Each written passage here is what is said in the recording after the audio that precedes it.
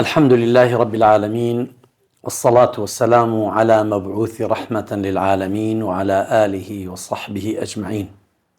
سلام و بەرەکات و ڕەحەماتی خوای پەروەردگارتان لەسەر بێت. ئامادەبوانی بەڕێز و خۆشەویستم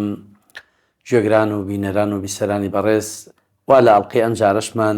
لە بابەتەکەماندا وشە قورئانیەکان و جیاوازیان لە جوانیدا بێکتر شاد بووینەوە. ئەمڕۆژ لەگەڵ مامۆستای بەڕێز و خۆشەویست دەمانەوێت چەند وشەیەکی تر شڕۆڤە بکەین بەیەکەوە لە وشە جوان و ناوازەکانی قورئان لە جیاوازەکانیاندا بۆی بەیەکەوە تاموچێژێکی تایبەت لەم بابەتانە وەربگرین. مامۆستای بەڕێز بە خێراتن دەکەین، خوای گەورە پاداشی بە خێتانداتەوە و ئامادەبوونت لە بەرنامەکە. مامۆستای بەڕێز ئەم وشەی کە باسی دەکەین ئەم جارە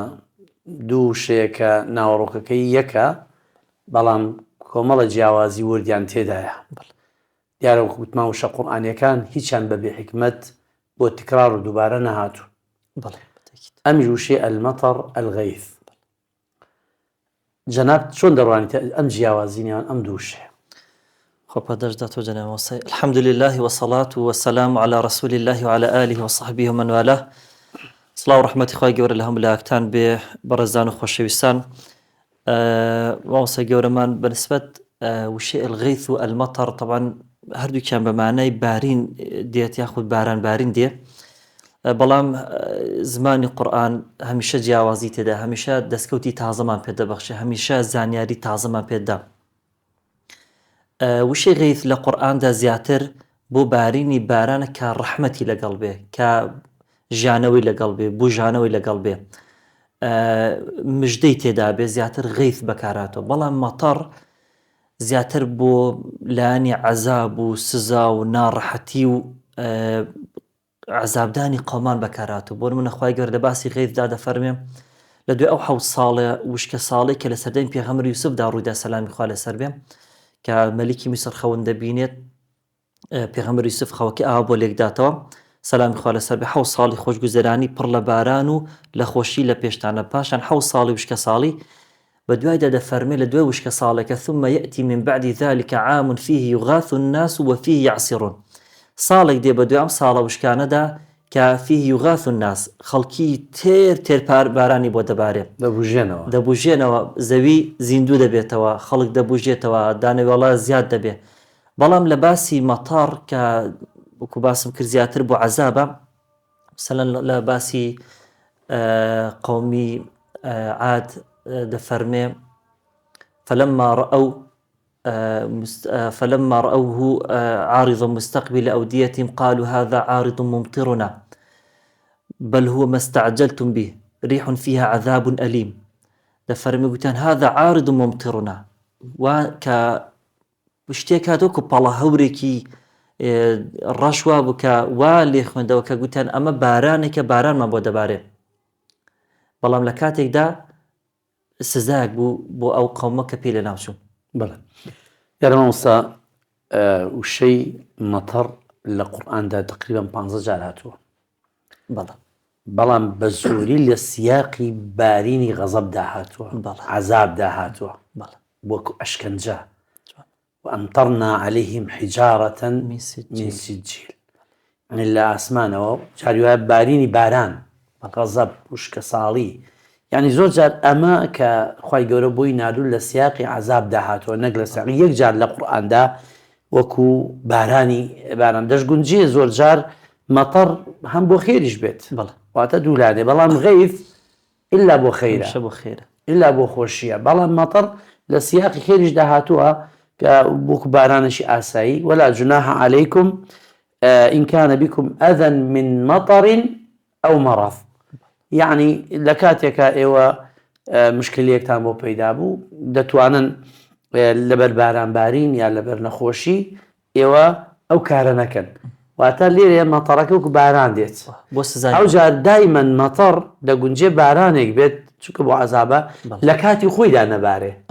جوانە. یعنی چۆن ئێستا ڕیحمان هەیە و ڕیاحمان هەیە، ڕیاحەکە بۆ خۆشیە، بەڵام گەیکردی بە ڕیاح واتە لێرەشە بارانەکە ئەگەر بۆ خۆشی بێ غەیثە،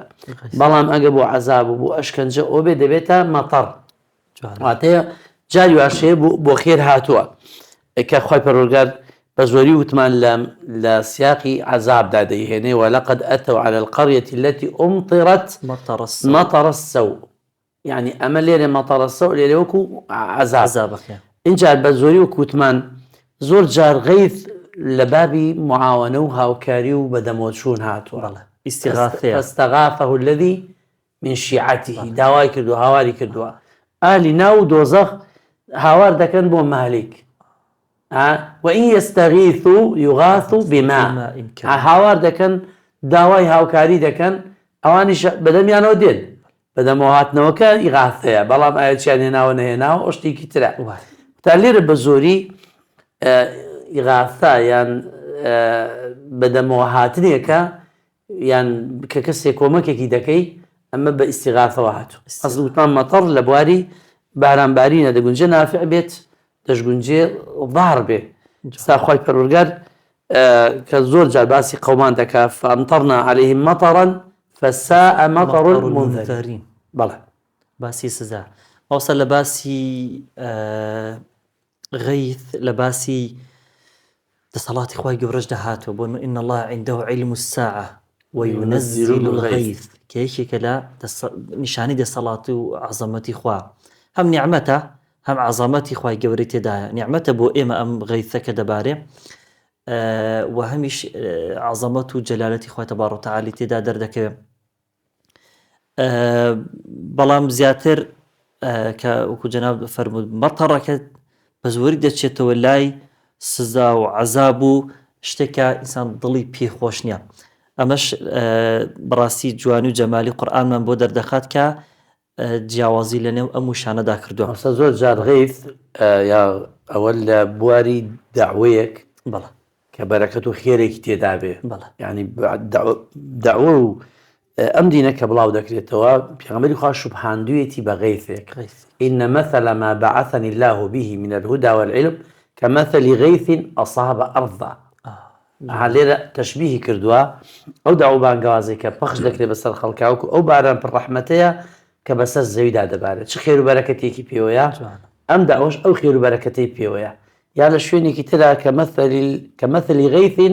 أعجب الكفار نباته یعنی وەکو چۆن بەرەکەتێک لە کەسی جوتیار لە بەروو بوومەکەی دەبینێ بارانێکی بە خێر و بەرەکەت دەبارێت چەندە بەرهەمێکی زۆر دەدا لە بەروو بوومەکەیە ینی زۆر جار ئەو دینە ئەو بەرەکەتە دەدات هەمیشە و دەست ئەو وشانەی غەیثە کە هاتوون قورئان هەر ئەو خۆشی و مژدەوانی تێدا هەیە إذ تستغيثون ربكم أني ممدكم بألف مامۆستا بەڕێز بابەتێکی تر کە زۆر گرنگە ئێمە قسەی لەسەر بکەین ئەویش بەڕاستی جیاوازیەکی ترمان هەیە لە بینی سەنە و عامدا ئەم دوو شە قورئانیەش کە دەبینین پانتاوێکی زۆریان لە ئاەتەکانی قورئان داگیر کردو خەڵکیش لێکیان جا ناکاتەوە هەر دەڵێ ساڵ بەڵام ساڵەکە چ ساڵێکە چۆن ساڵێکە بۆچی هاتووە بۆچی نەهاتووە بەڕاستی پێمان خۆشە جەنابەت تیشکێکیشمان بۆ بخەیتە سەر ئەم دوو وشەیە خۆپەت دەشداتەوە ماوسا چۆن غەیث و مەطەڕەکە لێک جیاواز بوو عام و سەنەکەش لێک جیاوازە چۆن غەیث بۆ خۆشگوزەرانی بەکارهات مەطەڕ بۆ سزا و عەزاب بەکارهات هەمەر ئەو جیاوازە لە نێوانی عام و سەنەدا عام بۆ خۆشگوزەرانیە سەنە بۆ بەڵێن ساڵە ناخۆشەکانە بۆ ناڕەحەتیەکانە بۆ وشکە ساڵیە بۆیە عام لە قورئاندا زیاتر بۆ خۆشی و خۆشگوزەرانی بەکارهاتەوە بەڵام سەنە بۆ ناڕەحەتی زیاتر بەکارهاتوە إنا أرسلنا نوحا إلى قومي فلبث فيهم 1000 سنة إلا 50 عاما ئێمە نوحمان نار بۆ لای گەلەکەی کە 1000 سەنە لە ناویاندا مایەوە جگە لە 50 عام سەنەکە ئەو 950 ساڵە دەکا 1050 دەرکە 950 ساڵی داوەکەی دەکا سەڵات و سەلامی خوا لەسەر بێ کە ئەو پەڕی ناخۆشی و ناڕەحەتی لەگەڵ قەومەکەیدا بینی بەڵام ئەو 50 ساڵی دوای ئەوە ساڵانێک بوو لە دەستی ئەم قەومەکە لە ناوچوون ئیسراحاتی کرد بۆیە خوای گەورە بەس 50 ساڵەکەی تر دەفەرمێ عام بەڵام بە 950 ساڵەکەی ناوناوە سەنە بۆ زیاتر بۆ ناخۆشی و ناڕەحەتیە ئەو ساڵانەی کە لە قورئاندا لە زۆر شوێن سەنە سینین ئەمە هاتووە يعني ساڵی وشکە ساڵی قات و قڕی پێش و ئازار دەردەسەری سەباسی بني إسرائيل لك القرآن كذا فرميتي هنا في الأرض 40 سنة أو أنا مادام فرماني خوان جيبت جينا كرت بفرماني أو نتشونا أو شارع خواهي قولش وعدي أو إلي ورقتن كذا بيه شل دانا صالي بدل السري ونارحتي وتي هالدراعي بمن نوا خوي أوصل صالة يعني بو بس أنا هاتو لبلوي تي هالدراعبون ماشي نفر من 40 عام 40 عام 40 سنة 40 سنة يعني القرآن ده باسي جاني دنيا دكا أفرأيت إن متعناهم سنين يعني أنا بيني أو أنا صنصالك جاني خوش ما بيدان لدنيا تمتع يعني كرت بەڵام زانان دەفەرمون ژیانی دنیا هەر چەندە خۆشیش بێت هەر ناڕەحەتیە هەر دەردەسەریە هەر ئێش و ئازار و ئەو جار ژیانی بێباوەڕانیش بە زۆری کە ئێمە بەڕ لە ڕواڵەتدا دەیان بینین لە خۆشیدان بەڵام باوەڕ دەکە هەر ئەو ژیانە بۆوان گەورەترین عەزابە هەر لە دنیادا خۆی گەورە عەزابی داون بە بەراوردیش ئەو ژیانی دنیا ئەگە هەر چەندی خۆش بێ لا راحة في الدنيا هەمیشە ئیسراحەتی هەرتانە بەڵام لە بەرامبەری خۆشەکانی بەهەشت هەر دەبێتەوە سینین وما الحياة الدنيا في الآخرة إلا قليل لبيت قدر بدريا ولقد أخذنا آل فرعون بالسنين ونقص من الثمرات لعلهم يتذكرون آل فرعون ما دفرمي بالسنين وبوشك صالي نفرمي باسي عامناك لسان باسي ناخوشي ونارحتيا يعني مدي ما نوي أصحاب الكهف فضربنا على آذان في الكهف السنين عددا يعني أوانش بدم إيش وآزار ونارحتي بم بدستي قومكيانوا يعني لنا تشاري توبسي تأشكوتيك وداد السري ونارحتي كي زوري أنتو شادو بدستي قومكيوا يعني شوية دفرمي زور باسي أم أصحاب الكهف داكت كجاني من بالسنين ديني هندي تشار ما مسا ابتلاو تاقي كرنويك كان سري توزيق نارحت دكري سباسي عزير ذكا سلام يخير فأماته الله 100 عام أما ابتلاء شي خير بوبو أو كخواندويتي دواي كم لبث قال بل لبث 100 عام نا باسي سنناك شو كبو كارجي خير بو بابتي شي زور قولو قرنك خواهي پرقاوي استويتي حقيقتي نشان ده أما بوي خير بوا وتساوي زيادة روشن بوا أما شهر عام بوا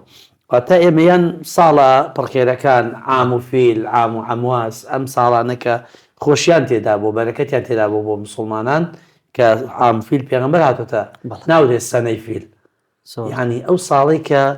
خێر تێدا هاتوتە ئاراوە و سەرکەوتنی تا بووە ئەوسا لە مسڵمانان ناوێن لە ساڵی ماتەمێنینە عام الحوزن نەک سەنەت الحوزن بۆ چونکە ئیسراء و میعراجی تێدا ڕوویدا ڕاستە دایک من خەجە وفاتی کرد ئەبوو تاڵیب وفاتی کرد ساڵی ماتەمین بوو بە پێغەمبەر صلی الله علیه و سلم بەس نەسری بەدوادا بوو معجزاتی بەدوادا بوو و مسلمان بوونی کۆمەڵێک لە جنەکانی بەدوادا بوو یان باسی بنی ئیسرائیل کە وتمان بە تایبەتی جوولەکە ئەوانە ئامانجیان بە زۆری دنیا بووە بە دوو چێژی دنیاییدا یەوەد ئەحەدوهم لەو یوعەمەڕ 1000 سنة يعني ژیانی وان هەر چەندە چکە و خوای گەورە کە باس دەکات دەفەرمێ حەیات باسی بە حەیات ناڵە ئەلحەیات واتە هەر جۆرە ژیانێک بێ ئەوان قبوڵیان بووە باشە ئەوە نەبێت ئەو ژیانە لەسەر ئەساسیشی ئەخلاق و ڕەوشت و حەڵاڵ و حەرام ئەویان نەخوێندوێتەوە بەس پارە پەیدا بێت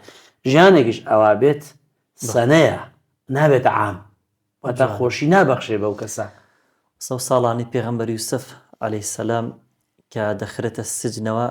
خوای گەورە دەفەرمێ فلبث في السجن بضع سنين لەناو زینداندا چەند ساڵێک مایەوە دوایەوە کە بە کەسێکی کە ڕزگاری دەبوو ئومێدی پێ بوو قال لي الذي ظن أنه ناج منهم اذكرني عند ربك سزاکێەوە بوو فلبث في السجن بضع سنين چەند ساڵێک تر زیاد مایەوە لەناوێ بۆچکە نابێ داوای لە مەلیکە کە من بێتاوانم ئەی کە خوای مەلیک دەتبینە چی پێویست دەکە باو بڵێ بۆ بە سینینە زۆرێک عقوبە بووە ئەو سزنە عقوبەیە یعنی هەر کەسێک داوا لە غیری خوا بکات کە دەڵێ اذكرني عند ربك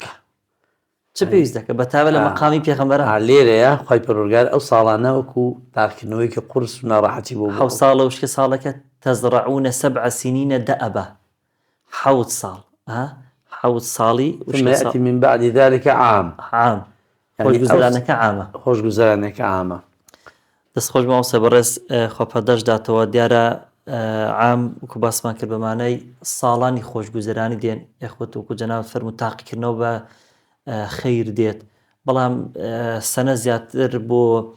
وشکە ساڵی و ساڵی ناخۆش و بۆ ساڵانێکە خەڵک تیدا لە ناڕەحەتیدا بن لە وشکە ساڵیدا بن یان تیدا سزا بدرێن عقوباتی تدابی پێی دەگوترێ سەنا یاخود سنین خی گەورە پاداشتی بەخێدان دەمامسە بەڕێز ئاڵقێم جارش گەیشتینە کۆتایی خۆشەویستەکانم بینەرانی بەڕێز و خۆشەویست تا ئەڵقەیەکی تر لە بابەتێکی گەورە و گرنگا بە یەکشاد دەبینەوە بەخوای گەورەتان دەسپێرم. وەسەلامو عەلەیکم وەڕەحمەتوڵڵاهی وبەرەکاتوه. خی گەورە پاداش